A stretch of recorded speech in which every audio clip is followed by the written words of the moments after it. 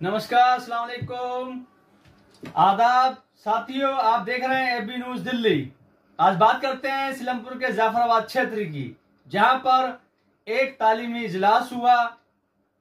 उसके अंदर मुशायरा कवि सम्मेलन का आयोजन हुआ।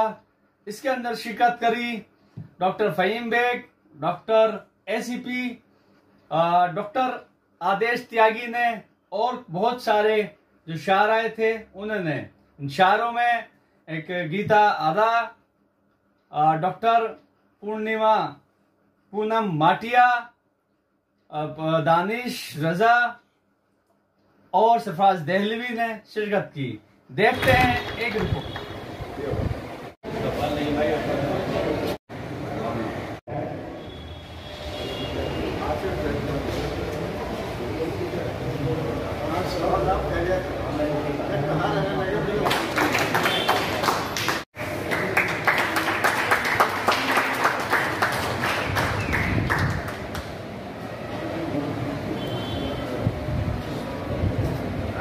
भाई व्यापक भाई इन्होंने आज बड़ी मेहनत करी है और हमें ये घसीट कर यहाँ बुला लिया, तो कम से कम 2 दिन तो इनका हक बनता है।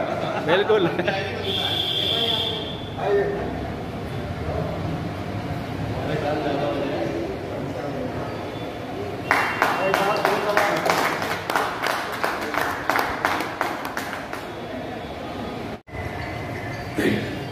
चलिए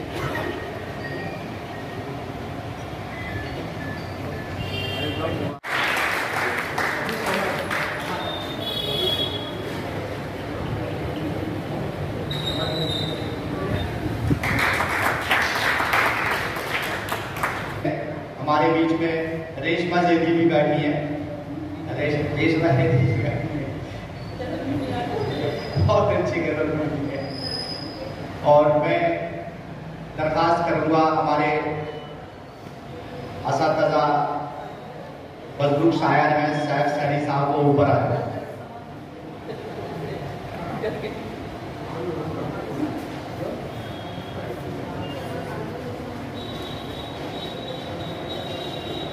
हमारे बीच में समाज सेवी और हमारे साथी और जुझारू जनता के बीच रहने वाले, जनता का कोई भी काम हो, डॉक्यूमेंट्स का हो, एडमिनिस्ट्रेशन का हो, कोई भी काम हो, डॉक्टरी का हो, आधी रात तैयार रहते हैं। मैं जनाब फहीम बेग साहब से कह रहा हूँ थोड़ा डाइस का है। डॉक्टर फहीम बेग बैठे हुए हैं और मंच का संचालन कर रहे नईम अंसारी साहब ये माशाल्लाह करते रहते हैं ऐसे प्रोग्राम। साथ हमने बैठे मेरे शायर हैं और मेरे मोहतरम हजरात, मेरे दोस्तों बुजुर्ग और साथियों, आज जो बात हो रही है वो एजुकेशन को लेकर हो रही है, तालीम को लेकर हो रही है और मुशायरा भी है। क्योंकि मैं एक छोटी सी बात बताना चाहूँगा कि दिल्ली के अंदर, खास तौर से दिल्ली में, क्योंकि मोस्टली सब दिल्ली से बिलोंग करते हैं, दिल्ली के अंदर एजुकेशन पाना बहुत आसान है, बड़ा आसान है। आप देखेंगे कि आप प्राइमरी के अंदर भी मिड डे मील तक मिलता है, एजुकेशन भी ऑलमोस्ट फ्री है, कम से कम 12 तक तो फ्री है ही है। तो ना के बराबर है सरकारी स्कूलों में। और अगर कोई बच्चा, मैं थोड़ी सी रोशनी डाल रहा हूँ कि अगर कोई बच्चा, गरीब का बच्चा है, वो पढ़ना चाहता है प्राइवेट स्कूल में, तो वो भी पढ़ सकता है। हाँ, EWS के द्वारा EWS का फॉर्म भरवाते हैं। हम एक NGO से जुड़े हुए हैं जिसका नाम है मिशन तालीम। हमारे डॉक्टर साहब है शमाइन जो एजुकेशन सोसाइटी चलाते हैं, उससे भी ये जुड़े हुए हैं। ये भी अपना मिशन का काम करते रहते हैं, तालीम के एजुकेशन का काम करते रहते हैं, तो कोई मुश्किल नहीं है। लेकिन अफसोस की बात यह है कि आज भी हमारे माशरे के अंदर एजुकेशन को, पढ़ाई को हम बहुत अभी भी काफ़ी परसेंटेज ऐसी है कि तकरीबन हम 70% एजुकेशन की तरफ, तालीम की तरफ ध्यान दे रहे हैं। जबकि अगर कोई आप कुछ भी नहीं, बड़े स्कूल में, प्राइवेट स्कूल में पढ़ा सकते हैं।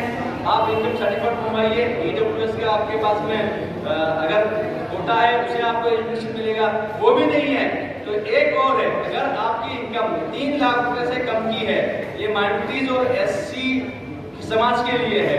अगर 3 लाख से सालाना आपकी इनकम कम है तो आपकी 75% फीस वापसी हो जाती है। उसके ऊपर हम लोग काम करते हैं। मैं शाकिर इसराक साहब, हमारे मिशन तालीम NGO है, डॉक्टर ग्रामोनक साहब, वो पूरी टीम काम करती है। हम उनके बाकायदा भरवाते हैं एजुकेशन फीस वापसी के 75%। सपोज अगर आपकी साल की फीस 1 लाख रुपए गई है किसी बड़े अच्छे स्कूल की, तो उसके अंदर आपके 75,000 रुपए वापसी हो जाते हैं। ये एससी समाज और माइनॉरिटीज के लिए है। आप पा सकते हैं उसके अंदर एजुकेशन भी, लेकिन अफसोस कि हम लोग फिर भी ध्यान नहीं देते हैं। हमें आज भी ध्यान देने की जरूरत है।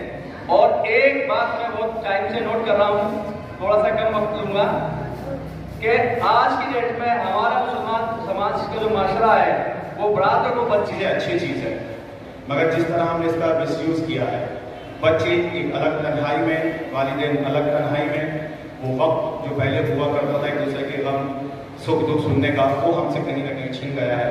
तो ऐसे में तालीम का जो दामन है वो भी हमने कहीं ना कहीं हमारे हाथों से निकल रहा है।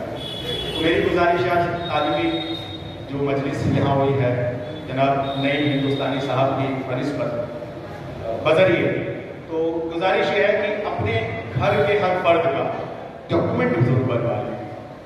और मैं आपको एक नई गाइडलाइन बता दूँ जो आधार से रिलेटेड है, कि आप आधार कार्ड 2011 में जिसका बना था, अक्सर लोग जब बना के बैठे, आपको अपना आधार कार्ड 2011, 12, 13 में बना है, अपग्रेड कराना जरूरी है।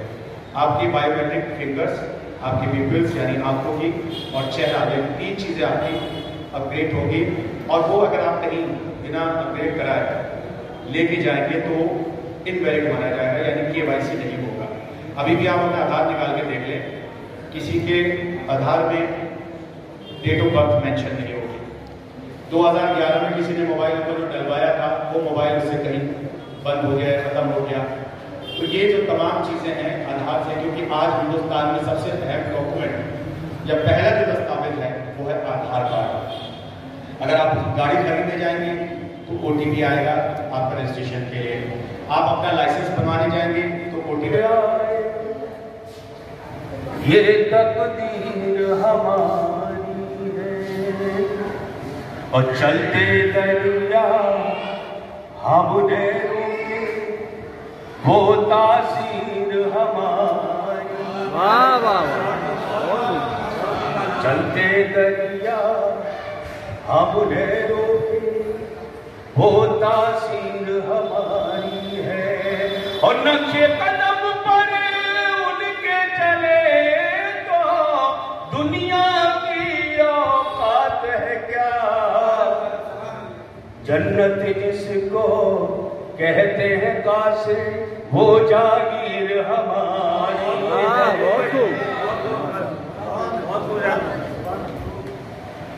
शिक्षित नहीं है, एक जानवर के समान।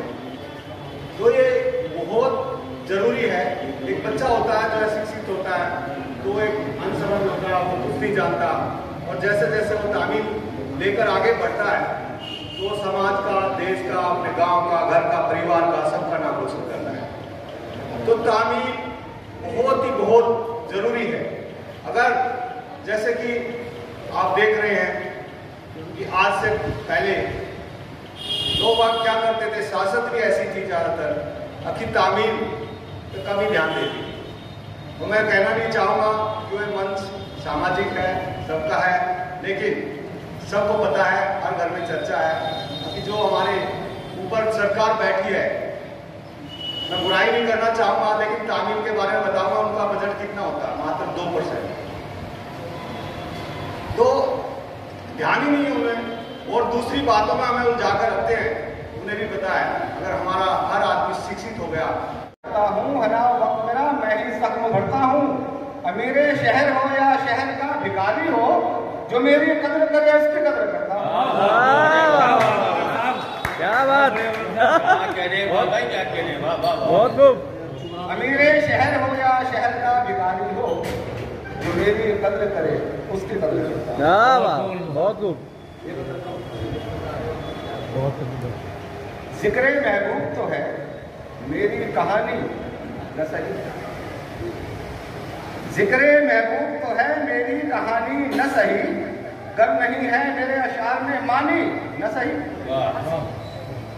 गर नहीं है मेरे अशार में मानी न सही, इश्क कायम है भले जोशे जवानी न सही, इश्क कायम है भले जोशे जवानी न सही, दिल लगाने के लिए रूप की रानी न सही। उसका असल में अहले होश होते हैं, मोल लेते हैं हम ज़माने के, फिर तबस्सुम फरोश होते हैं।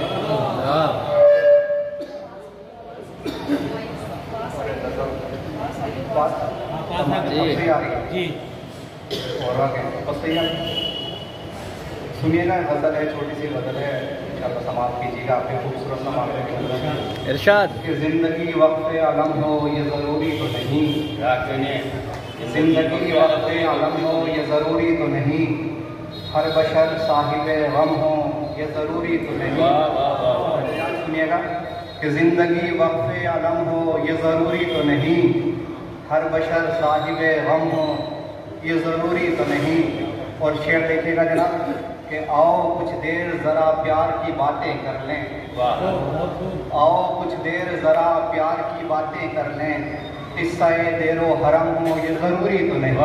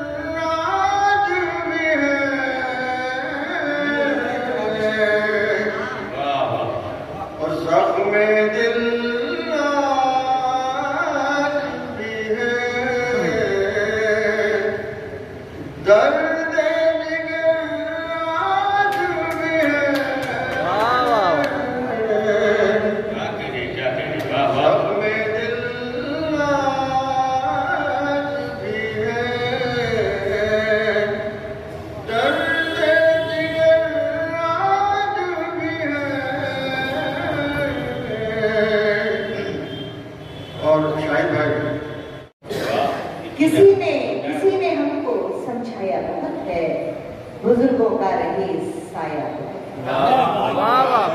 बुजुर्गों का रही साया बहुत है, और सुकून पाता है सारा गाँव आकर, सुकून पाता है सारा गाँव आकर, पुराना पेड़ है छाया। वाह क्या बात, बहुत खूब, बहुत खूब। और हजारों ने दुआओं के असर से न कुछ खोया मगर पाया, मगर पाया। बहुत शुक्रिया। और नौजवानों के लिए और अपनों के लिए कुछ कहती हूँ, दिए बनकर तूफानों में चलना सीख जाते हैं, दिए बनकर जो तूफानों में चलना सीख जाते हैं, वो हर हालत में मुश्किल से निकलना सीख जाते हैं। जहाँ बचपन में छिन जाता है साया माँ के आंचल का, वो बच्चे धूप की गर्मी में पलना सीख जाते हैं, वो बच्चे धूप की गर्मी में पलना सीख जाते हैं। बहुत शुक्रिया। सभी जोशी जवानी में आँखों में समाए तो गजल होती है, जिंदगी रास ना आए तो गजल होती है। दर्द आँखों में समाए तो गजल होती है, जिंदगी रास ना आए तो गजल होती है। और याद में मेरी समुंदर के किनारे कोई, याद में मेरी समुंदर के किनारे, याद में मेरी समुंदर के किनारे कोई अपनी पलकों को बिछाए तो गजल होती है, आँखों में समाए तो गजल होती है। और 4 मिसरे और समाप्त कीजिएगा कि अब खुशी की न गम की बात करो, खुशी की न गम की बात करो, अब खुशी की न गम की बात करो, उसके चश्मे करम की बात करो। अब खुशी की न गम की बात करो, उसके चश्मे करम की बात करो, और जिसके सजदे में सर झुके खुद ही, जिसके सजदे में सर झुके खुद ही, बस उसी मोहतरम की बात करो। उसी मोहतरम की बात। साहब, आज आपने प्रोग्राम किया है तालीम और मुशायरा, इससे क्या मैसेज देना चाहते हैं? तालीम इसलिए है कि तालीम बहुत ज़रूरी है, और हम ये चाहते हैं कि नई उम्र के जो बच्चे हैं, जो उनके पेरेंट हैं, वो आएँ, इस बात को सुने। तालीम पे बात हुई है, और तालीम का ताल्लुक़ मुशायरे से भी है। जब तालीम होगी, उर्दू पढ़ेगा या हिंदी पढ़ेगा, तो वो शायर भी बनेंगे, क्योंकि जो पुराने शायर हैं वो धीरे धीरे कम हो रहे हैं, तो नए शायर होंगे, तो इससे तालीम भी बढ़ेगी और मुशायरे का जो दौर होता था वो भी चलेगा। क्योंकि मुशायरे का अदब की महफ़िल है, ये अदब की महफ़िल है, तहज़ीब की महफ़िल है, तो इसलिए तालीम होना बहुत ज़रूरी है, शायर के लिए भी और आज के दौर में हर बच्चे के लिए तालीम होना बहुत ज़रूरी है। इसलिए मैंने तालीम और वो मुशायरा दोनों को साथ लेके चला हूँ, ये वजह। सर, आज आप मुशायरे में आए जी, वैसे आप एसीपी भी हैं जी, कांग्रेचुलेशंस, आपको मुबारक देंगे। Thank you. आपको कैसा महसूस हो रहा है नईम साहब ने जो ये प्रोग्राम किया है? देखिए, नईम साहब की तो जितनी तारीफ़ की जाए उतनी कम। बहुत पहले से जानता हूँ नईम हिंदुस्तानी साहब को, ये पक्के हिंदुस्तानी हैं, हिंदुस्तानी शायर हैं। और इसी रो में ये भी कहना चाहता हूँ कि जो शायरी है ये उर्दू की फ़रोग़ के लिए बहुत ज़रूरी भी है। ये मुशायरे होते हैं ना, घर में जो होता है अलग चीज़, लेकिन लोगों को जो पता चलता है कि ज़बान की मिठास क्या है। और सबसे बड़ी बात ये कि ये सरज़मीन हिंद है, यहीं पर उर्दू पैदा हुई है, उर्दू यहीं की बेटी है। और उर्दू ने जो तरक्की की है वो बुरा ना माने तो ये है कि ये मुशायरों की बदौलत ही की है। और देख लीजिए ना, मैं हिंदू ब्राह्मण और उर्दू शायरी करता हूँ, है कि नहीं? तो ये है फ़ायदा मुशायरों का कि लोग तमाम आम और ख़ास तमाम तरह के लोग इन मुशायरों की वजह से ही उर्दू जानते हैं, समझते हैं और पढ़ने के लिए ललचाते हैं, सीखना चाहते हैं। मैंने खुद बाकायदा उस्ताद रख के उर्दू सीखी है, सिर्फ इसीलिए, शायरी की वजह से, शायरी। Thank you. फराज साहब, क्या कहना चाहते हैं कि आज थोड़ा सा जो उर्दू के लिए तरफ कम ध्यान दिया जा रहा है?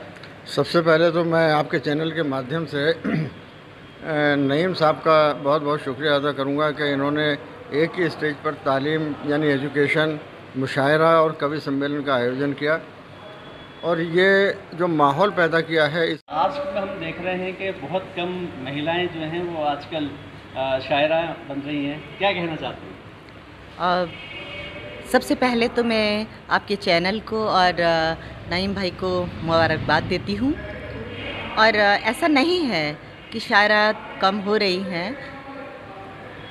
लेकिन जो अदब का दस्तूर पहले था, जो अदब की महफ़िल में लोग जाते थे, शीरी ज़बान है हमारी उर्दू, और जो सलीका, जो अदब, जो चीज़ें थी वो कम हो रही हैं। लोग सीख रहे हैं, बहुत जल्दी साधना नहीं करना चाहते, सीखना नहीं चाहते।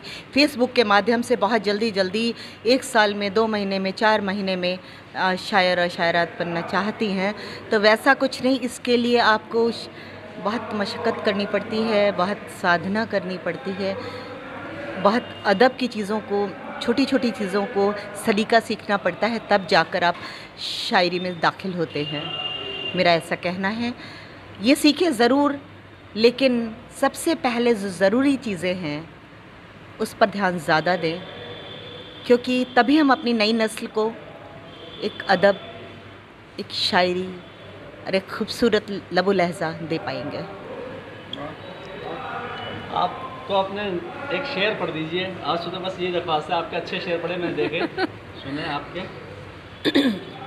शेर मुलाहिज़ा फरमाइएगा कि ज़हरे गम अश्के नदामत बीते लम्हों की शराब, ज़हरे गम अश्के नदामत बीते लम्हों की शराब, हिज्र की रातों में पीने के लिए क्या चाहिए। और एक शेर और समाप्त कीजिएगा कि दोस्ती माँ की दुआएं खूबसूरत हम सफ़र। दोस्ती माँ की दुआएं खूबसूरत हम सफ़र, और इस दुनिया में जीने के लिए क्या चाहिए। बहुत शुक्रिया।